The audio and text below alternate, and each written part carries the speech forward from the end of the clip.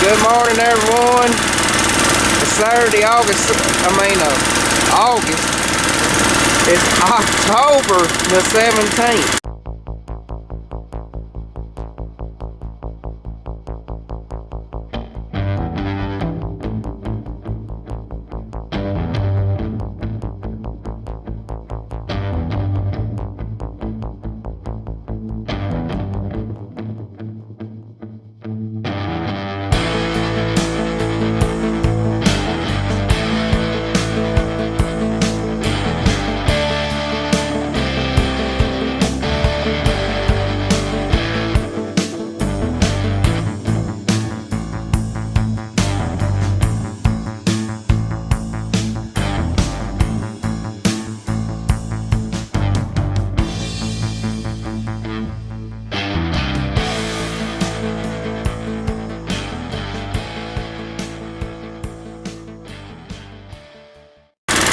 We're out here getting ready to spray some wheat ground.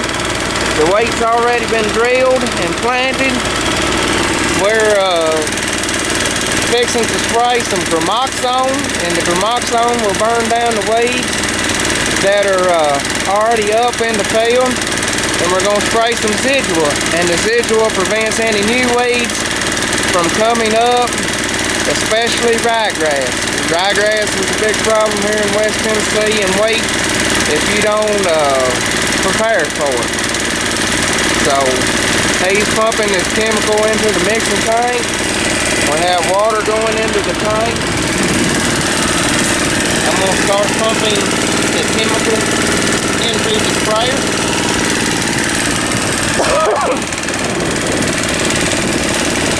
I'm sure we'll have some comments about the use of chemicals in agriculture, but the majority of what we spray is water. We put 32 ounces over an acre, 32 ounces over a 43,560 square feet area, the size of a football field. So it's the majority of what we spray is water. It takes very little chemical to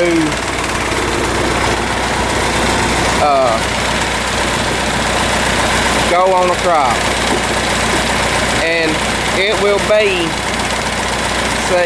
we will harvest this in mid-June, so it has plenty of time to break down before it ever gets into the food system.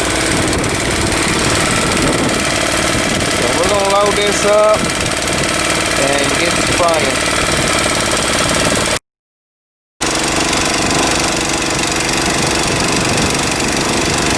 We triple rinse all our jugs before we dispose of them. Like to try to be as safe as possible. That preference, that's a adjuvant, a surfactant, which kind of helps the chemicals do a little better. With the gramoxone, you could crop oil would be probably a little better, but we had a lot of, we got quite a bit of surfactant we're needing to use up. I don't like to take a lot of chemicals into the winter and through winter because of storage issues.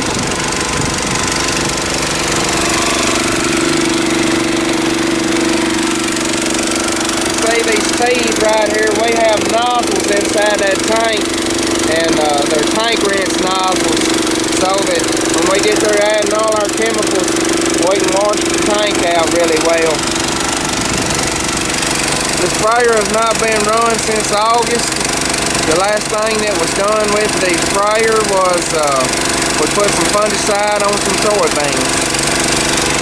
He's adding some interlock in. What interlock is a drift reduction agent to keep it from drifting. We got a little bit of wind today and we don't want no drift on anybody, so we're taking care of that issue.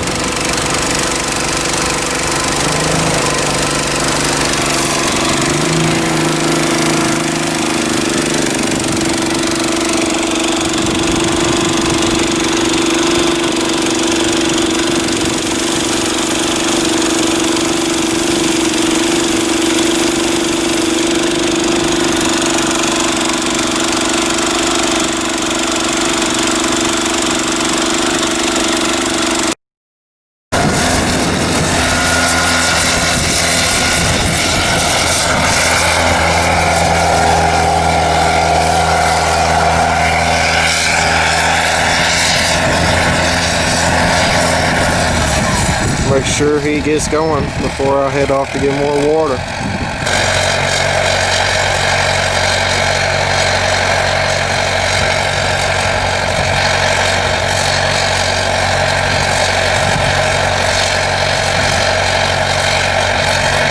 She unfolds a little slow.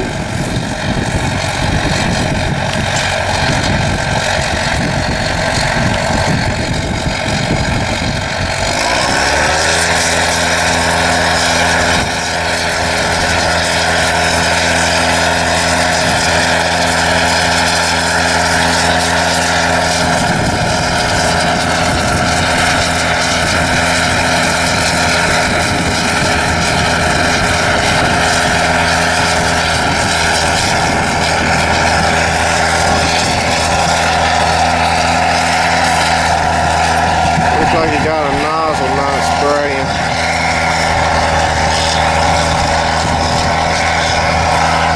Get on the radio and holler at him.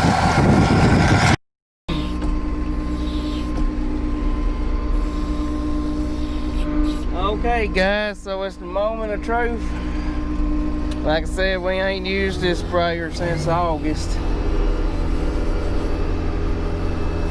It was running fine then, but a lot of times this equipment it'll be running fine, and you go back to use it again and something be wrong with it, especially this GPS equipment.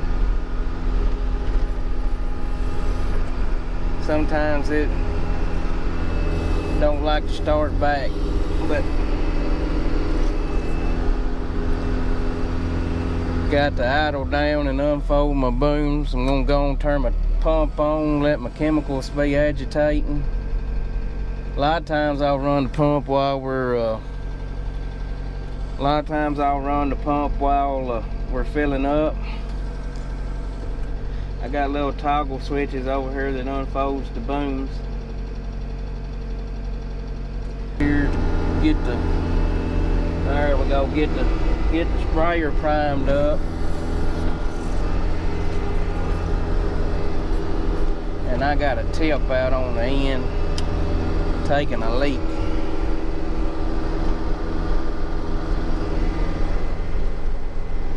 It's not. I'd let run my boom low today.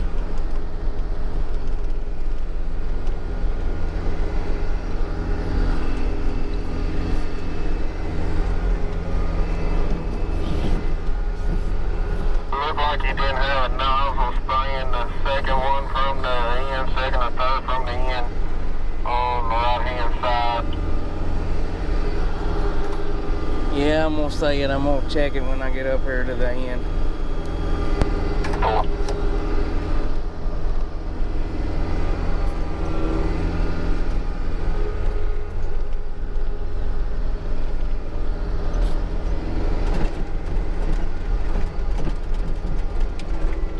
Section off. I'm going across one of my waterways, and I forgot to reset the tank level.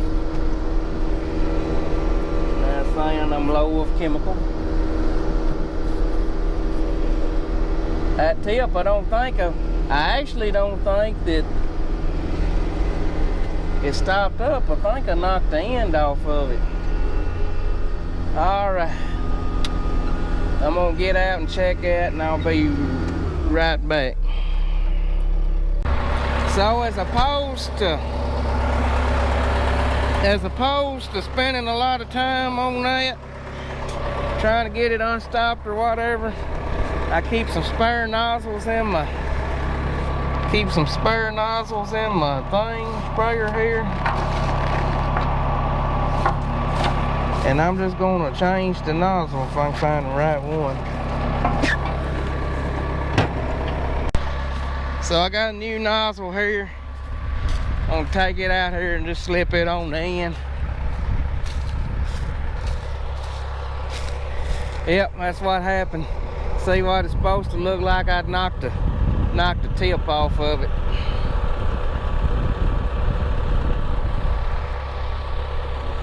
I'm gonna put this new one on. If I can get this little doodad out of it. they had a little deal in it to keep the O-ring in it. These are directional tips that kind of spray back at an angle. So you can set them alternating where one will spray this way and one will spray this way, get better coverage. But not doing that. I got a hose. I don't like the way it looks. I'm gonna work on that a little bit. Alright, let's get in this thing and run. Well, thank you, Casey. And Al Wilson has a tendency to get your attention. Listening to the Vol call-in show. Today Tennessee plays Kentucky, so I'm sure we'll have that on. He still has that intensity. Maybe they'll do better than they did last week against Georgia. They started off really good, but I don't know what happened to them in the second half. I'm not sure who can. So Tennessee, Kentucky. Oh, Bob Kisley there. Go Big Orange. We're about 4 minutes away as the Volunteers and the Wildcats getting set. Oh, to take kickoff the lead. time, son. This is the Ball Network. Get ready for the kickoff. You bet, Bob. Home for the Tennessee Volunteers. Star 95.1 WCDZ Dresden. Woo! Alright guys, so I've got the auto steer engaged. Been having some difficulties. I don't know what's going on with my sprayer. It'll be running along good, and all of a sudden the rate will just drop out on it. It'll just quit spraying. I don't know if I'm having flow meter problems, if it's in the control valve. It just does it randomly. Like right there.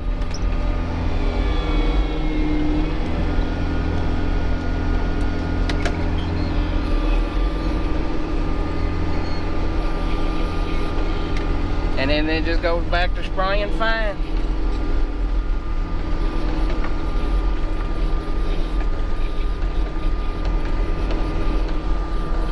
Really need this darn thing to run right today. Got 200 acres of wheat I need to get sprayed, or 175 acres of wheat I need to get sprayed before it rains.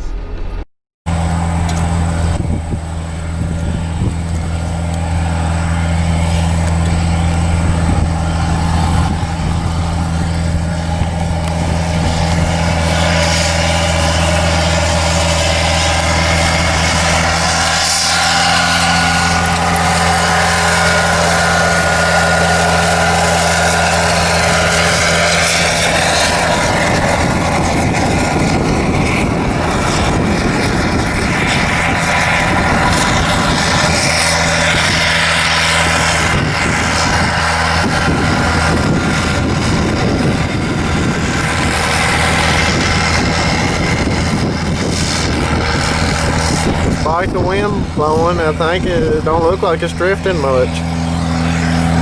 We got some drift agent in there, so it ought not go nowhere.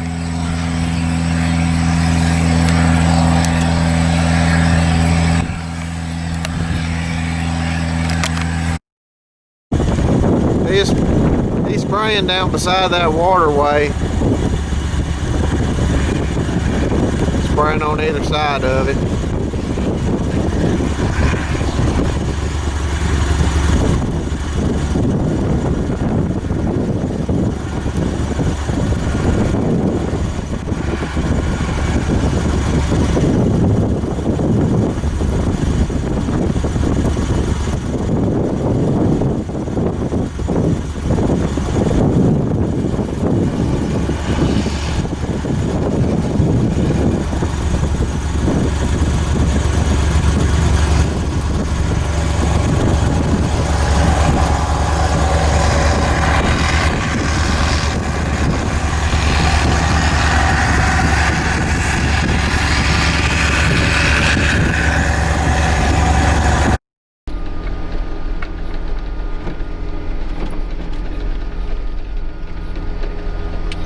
Approaching another grass waterway.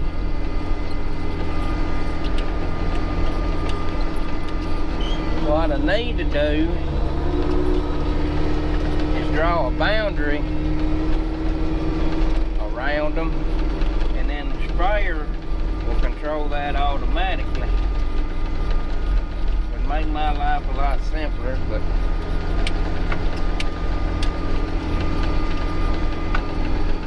now this big long one,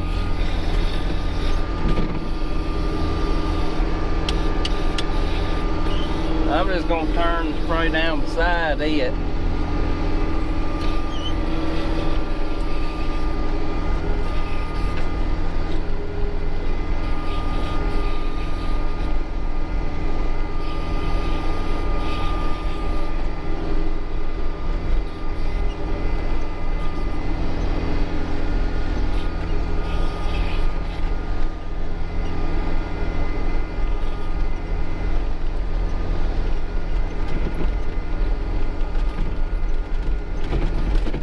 Last time I had wheat on this field, it averaged 80 bushels to the acre. Hoping it'll do that again.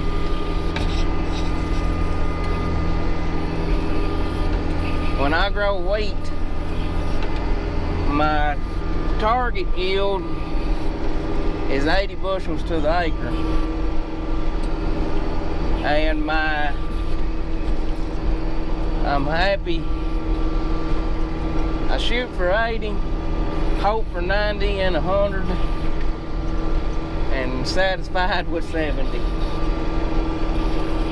My wheat this year, you can take my 80 and knock probably a good 20 to 30 off of it. This year, wheat in West, or everybody let me rephrase that. Everybody I've talked to was not happy with their wheat. Me being one of them. Now, so I'm changing farms. We got 135 acres sprayed. Moving to the next farm. That 135 acres was just right there at the shop, so that was really nice. We're moving over to the Yorkville area, Yorkville Mason Hall area. Got 40 acres spray over here, 6 of it's in a little field to itself, and 34 of it is in one area. Let's see if y'all can't get y'all a little different view. Let's see y'all see a little something different. See me floating my booms out here. Just pulled into a little 6 acre field here. It goes with another farm, with another bigger farm.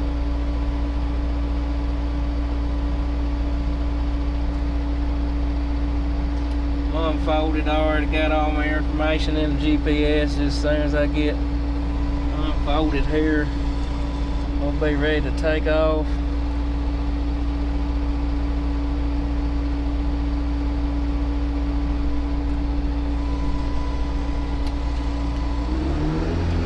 Got to turn my pump on, let my center section down to the appropriate height, level my booms, and then ready to take off. I'll go down here and back in the corner to start.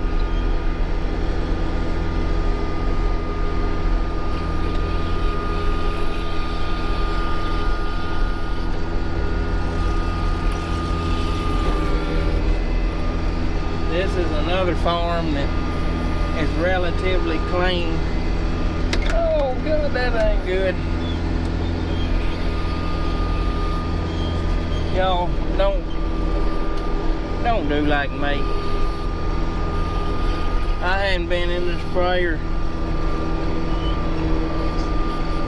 in about 3 months, and I can really tell I can't judge my distance and stuff like I need to. That dang sprayer's been giving us fits all day. Spray, you be going down through there spraying good, and then it'll just shut itself off for no reason. Guess it's something in that monitor. He's out making sure he's actually got water in it, but I know he does. But I don't know what it is. Technology's great when it works, but it sucks when it doesn't. I have no idea what that thing right there is. This is on a new rented farm, and it's been here ever since I can remember, but I have no idea what it is. That and that little well house right there. Hope it makes some good wheat.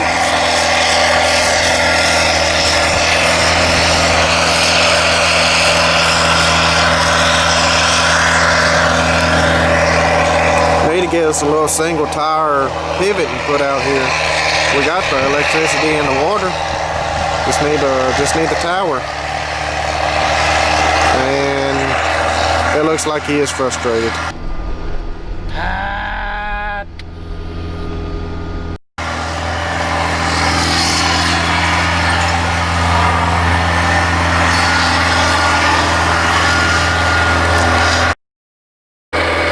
Neighbor across the road selling corn. Look like a 9240 case on tracks with a 12-row bone corn head.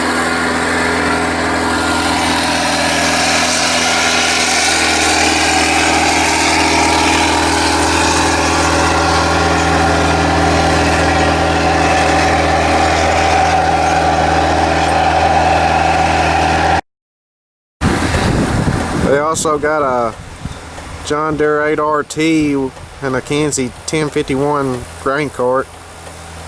They got it, and then they also got a 8R John Deere with big logger tires on them, probably wider than this water trailer frame, all the way around it on another Kenzie 1051. But that looks like the 8RT. It is.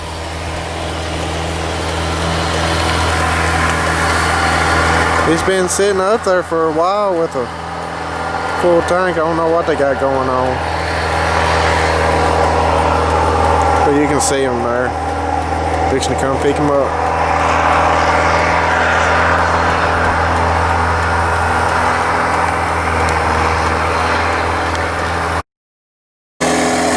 They also got another combine. I don't know what size it is with an 8-row that they've been running. One's been in one field and one's been in the other, but it looks like they're getting in the same field now. But he's leaving me, so I guess I better get going.